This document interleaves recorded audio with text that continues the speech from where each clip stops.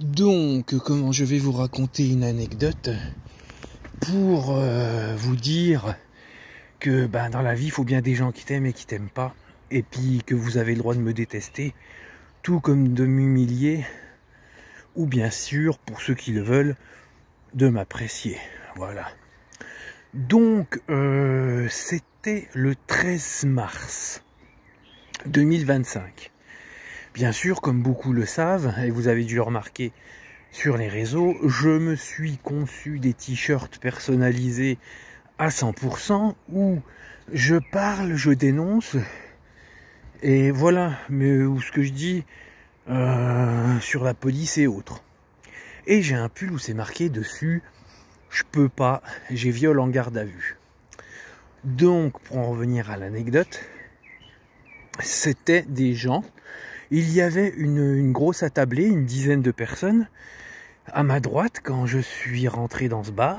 Et puis, c'était des personnes, je pense des notables de Nancy, et des gens qui ont une certaine posture professionnelle et hiérarchique sur Nancy, et qui ont un âge, dirons-nous, emblématique.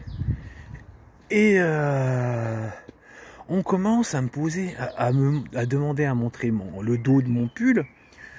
Et je le mettrai sur TikTok ou je sais pas si c'est déjà mis, mais il sera mis sur TikTok. Et ils me demandent pourquoi vous avez mis ça. Moi je leur explique, je commence à leur raconter le début de l'histoire de manière synthétique. Et dans la bande, t'en as un qui se foutait de ma gueule. Il voulait faire comprendre que, c'était impossible que la police fasse des bavures et du mal, que c'était impossible que la police puisse causer des traumatismes, des viols et puis tout ce qui est agression. Un policier n'a jamais frappé un individu, un policier n'a jamais violé. Les policiers sont extrêmement parfaits et profondément...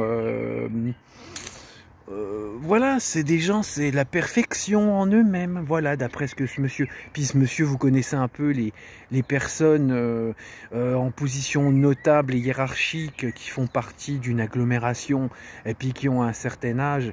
Et, excusez-moi de vous le dire, pour certaines de ces personnes, dans les 10 personnes qui se sont moquées de moi, d'une certaine outrecuidance. Donc voilà.